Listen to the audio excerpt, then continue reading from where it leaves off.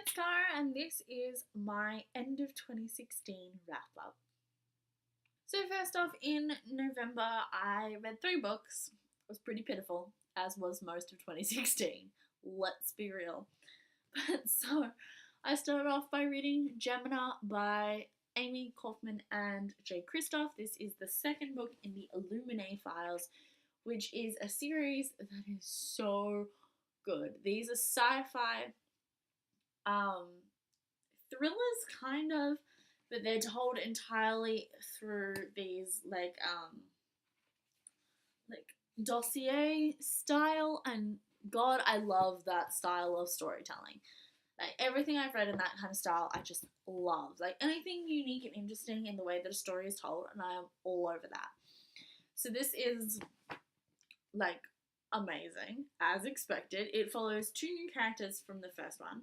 That's normal for the kind of stuff that Amy Kaufman does at any rate.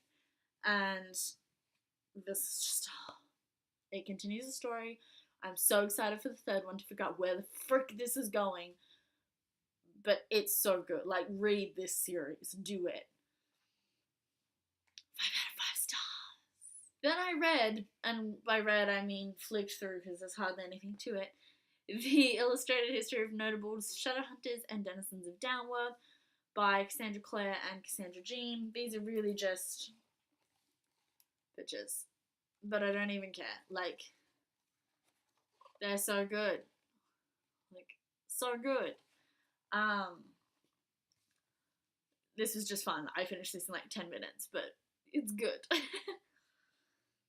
Great to have in my collection too. Like, I just can't not buy a Cassandra Clare book. It just has to go there. And finally, in November, I read The Wrath and the Dawn by Renee Ahdieh. This is the first in a duology about following, it's a 1001 Arabian Nights retelling. I love the Arabian Nights. When I originally saw people on BookTube talking about this and they didn't know what the Arabian Nights were, I was like, how do you not know what the Arabian Nights are? The movie is amazing, and the book is just so iconic. Like, so many tales that you know come from the Arabian Nights. Like Aladdin and Sinbad, and just, so good. Which makes me want to read 1001 Arabian Nights again. But, you know, I don't even know. I may have ended up having to throw my book because it had water damage or something. But it's so good. Like, and I'm pretty sure it has to be open source now. Like, you could pick it up for free on iBooks. But you should definitely read it because it's really fun. And you'll recognize so much. But this obviously doesn't focus on the stories in 1001 Arabian Nights, which is kind of like the main plot of the book. Like, the actual like overarching plot is just a method to tell the stories. This is more a retelling of the overarching plot, which reminds me more of the Arabian Nights movie than it does the original book, but really good. A little bit cheesy, but it was fun and fast, and I enjoyed it. I'm definitely going to pick up the second one very soon. It's just here, waiting for me to read it. So, yes. I think I gave this about 3.5, 4 stars, but it was so fun. Just nothing spectacular. In December, I read a bunch of things I don't have on me because my mom also wanted to read them. So first off, we have The Crowns Game by Evelyn Skye. This is the first book in a historical fantasy series set in Russia. This was really good, but I think the writing style was a bit lax. I bought it because everyone was comparing it to The Night Circus, and I understand that comparison, but the writing in The Night Circus is what sold me, and this did not live up to that. But the plot was really fun, so I think I ended up giving this 3.5, 4 stars. Then I read The Fantastic Beasts screenplay by J.K. Rowling. I loved it. There's not much else to say. It was good. It really helped me understand the movie in the few bits that confused me a little. I also read The Case of Beasts, which I think just confused me more than anything in some places, because it had a lot of commentary that was based on stuff that didn't make the final cut of the movie, but it was fun and has pop-ups, so I couldn't say no, could I?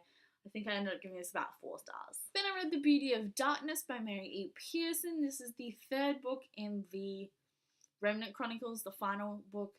This was so good. The second book in this series I kind of trudged my way through, but this just breezed by. It was amazing. The plot was great. The pacing, spot on. Characters, oh, so good. And yes. Read this series, it's good. This is a fantasy series. The first one follows Leah, who's a princess, and she is running away from an arranged marriage to a prince from a nearby kingdom. And so throughout the book she's trying to run away, and you follow her, the prince who she's supposed to marry, and an assassin who's sent to kill her. And it is, you don't know which boy is which, and it's so good, like, good. Then I read This Savage Song by V.E. Schwab. I love V.E. Schwab. This one didn't disappoint. Very different from the other stuff I've read from her, but then again, all her stuff's quite different.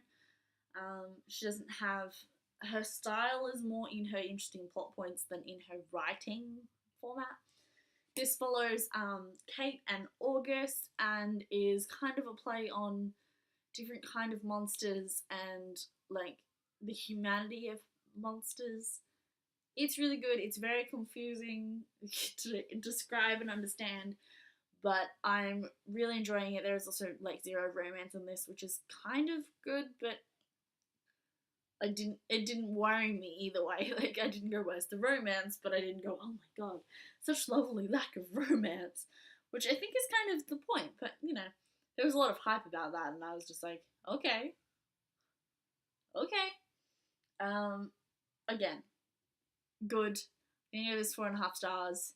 I didn't love it as much as I loved Vicious, but Vicious is like hard to beat. So, you know. And then finally in December I read The Fate of the Teeling by Erica Johansson. This is the third and final book in the Teeling trilogy, which is a like future fantasy historical mix. It mixes a lot of genres, but essentially set in this medieval world that's technically in the near far future. And it follows Kelsey, who is the next in line for this throne, and it's very like complicated and focuses a lot on the idea of grey areas and there being no right decision to make ever. And it's a really good commentary on politics and magic and all that kind of stuff, and I really, really loved it. It was so good, but I left it with my mom so she could read it because she has to read it too. Like, top notch. If this eventually does get made into the movie with Emma Watson, I am so excited to see it. Like, I'm so excited.